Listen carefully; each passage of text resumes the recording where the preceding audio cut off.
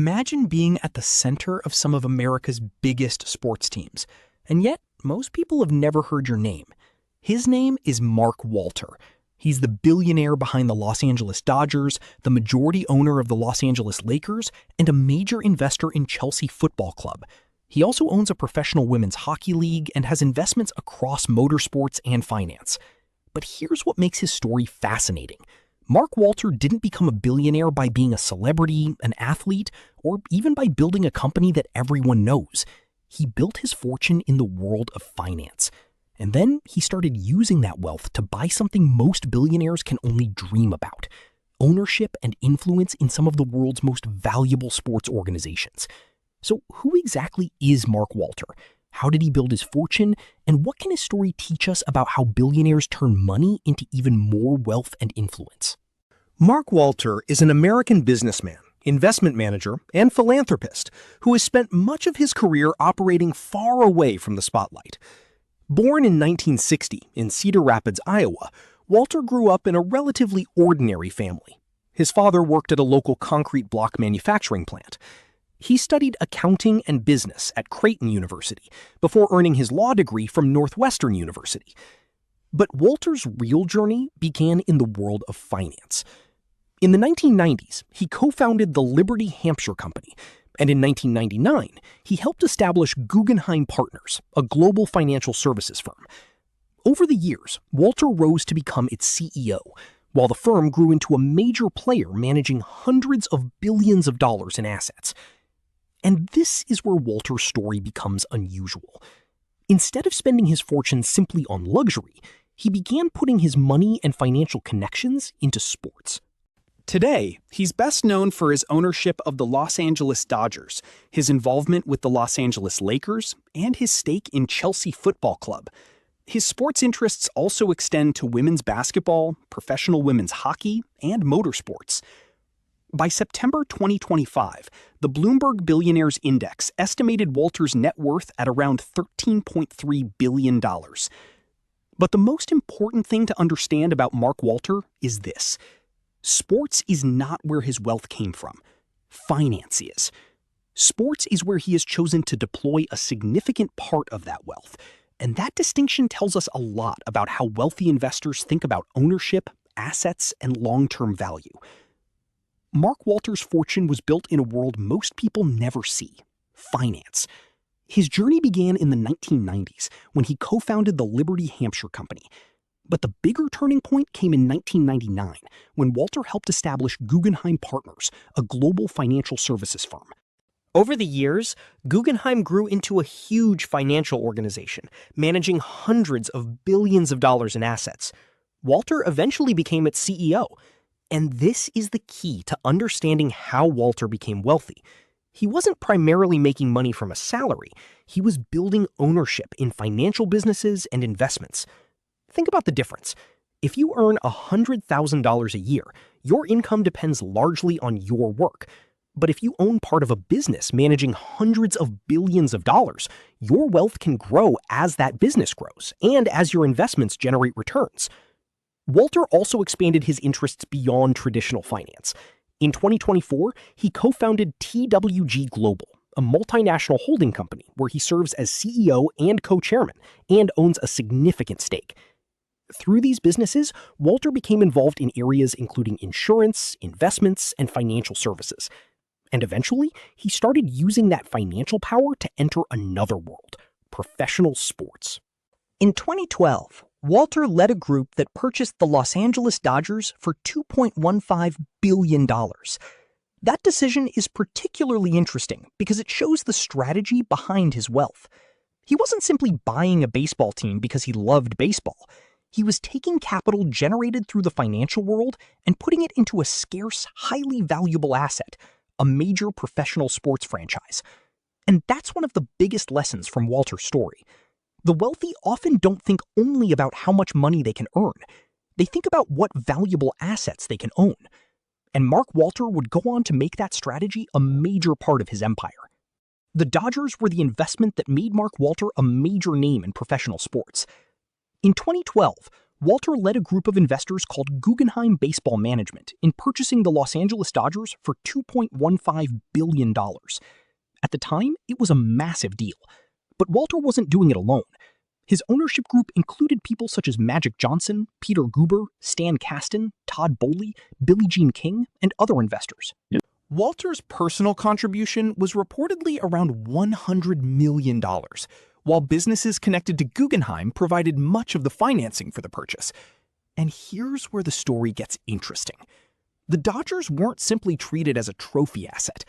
Under Walter's ownership, the organization invested heavily in the team, expanded its commercial opportunities, and strengthened its media and business operations. The results on the field were impressive too. The Dodgers won the World Series in 2020, 2024, and 2025. So Walter's investment wasn't just about owning a famous baseball team. It demonstrated something important about his approach to business. Buy a valuable asset, invest in it, build its value, and benefit as that asset becomes even more valuable. And that's exactly what happened with the Dodgers. When Walter's group bought the team in 2012, they paid $2.15 billion. Today, the Dodgers are worth dramatically more than that. And Walter didn't stop with baseball.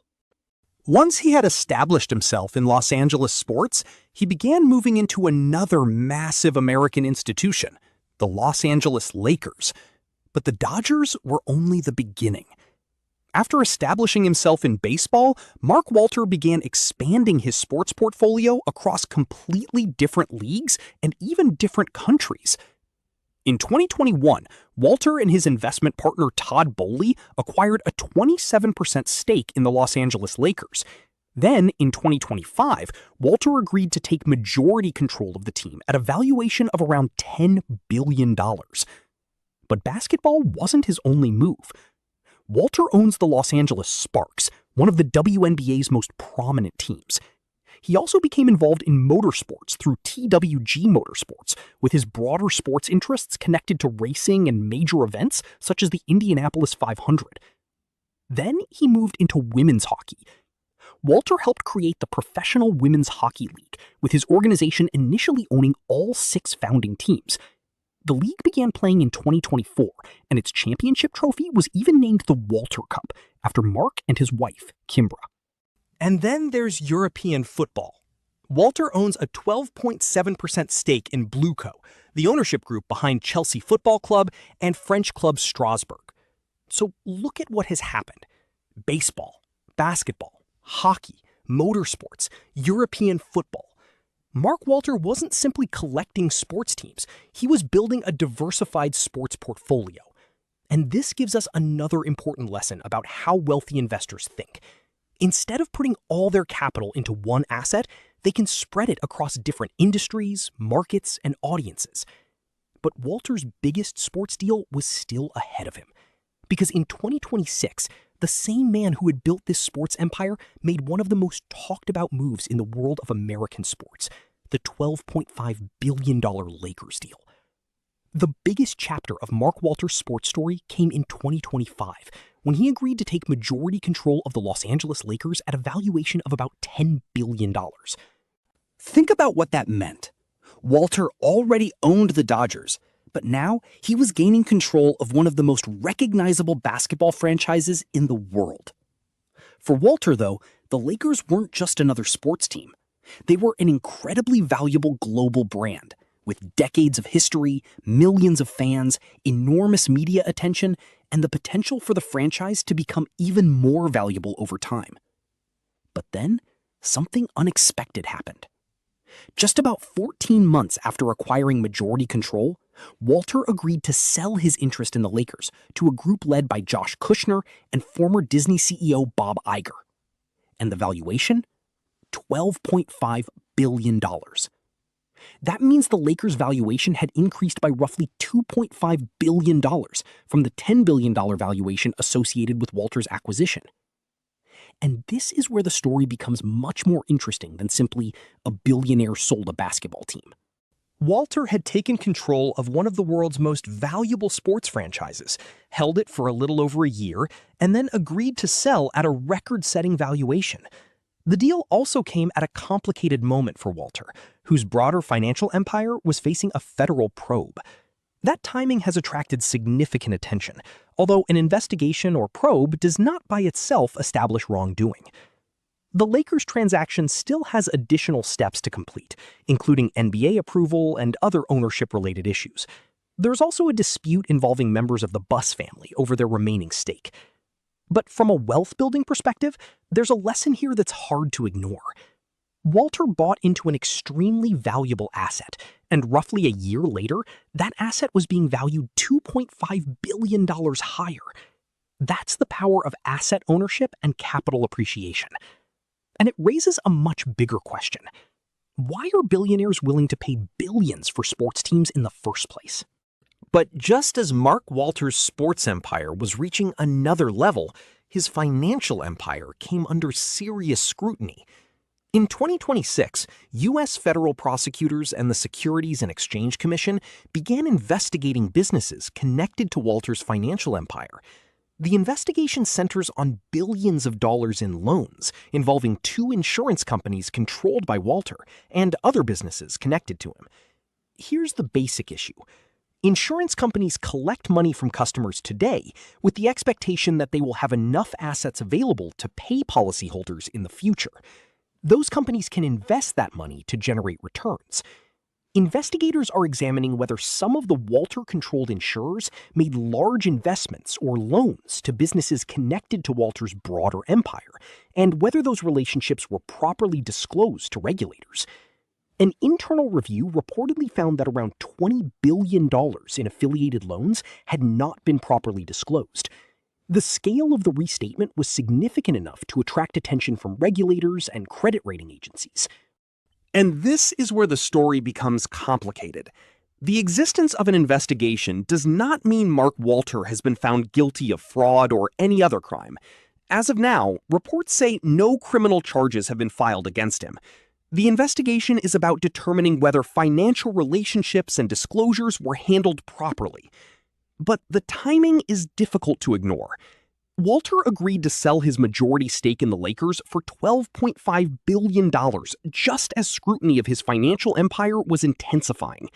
Reports have also said he has considered other asset sales, including his stake in Chelsea. So suddenly, the story isn't just about a billionaire who bought and sold a basketball team for billions. It's about a much bigger question. How does a billionaire's financial empire actually work when the same network of companies owns insurers, manages investments, and controls some of the world's most valuable sports assets? And that's perhaps the most important lesson from the Mark Walter story. The bigger the financial empire becomes, the more important transparency, risk management, and proper oversight become.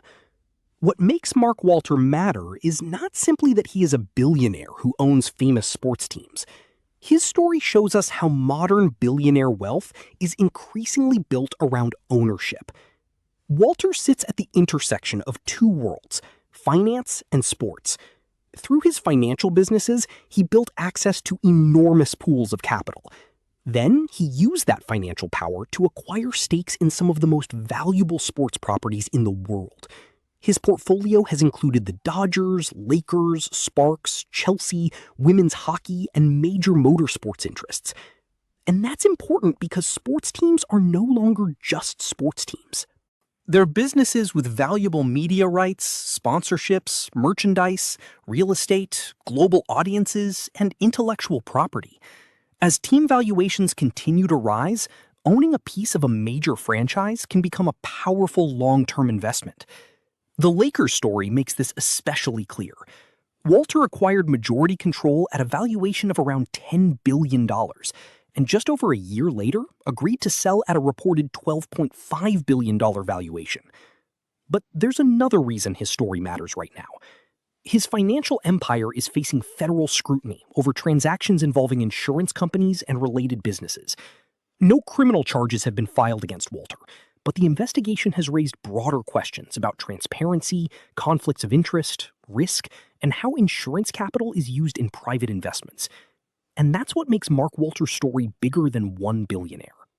It gives us a window into how money moves at the highest level of the economy, how financial capital can become ownership, how ownership can create even more wealth, and how enormous financial networks can also create enormous risks. So, if you want to understand how modern billionaires operate, Mark Walter is a fascinating case study. Because his real story isn't about owning sports teams, it's about the power and the risks of owning the assets behind them. And perhaps the biggest lesson from Mark Walter's story is that wealth is not just about how much money you have. It's about what you can do with that money. Walter turned a career in finance into ownership of some of the most valuable sports properties in the world. The Dodgers became a powerhouse. The Lakers became a record-setting transaction. And his portfolio expanded across basketball, hockey, motorsports, and European football. But his story also shows the other side of billionaire wealth. The bigger the financial empire, the greater the scrutiny and the greater the risks. His businesses are now facing federal investigations into billions of dollars of related party loans, while he has denied wrongdoing and no charges have been filed. So Mark Walter's story isn't simply a story about a billionaire buying sports teams. It's a story about how capital becomes ownership, how ownership can create more wealth, and how that enormous financial power comes with enormous responsibility.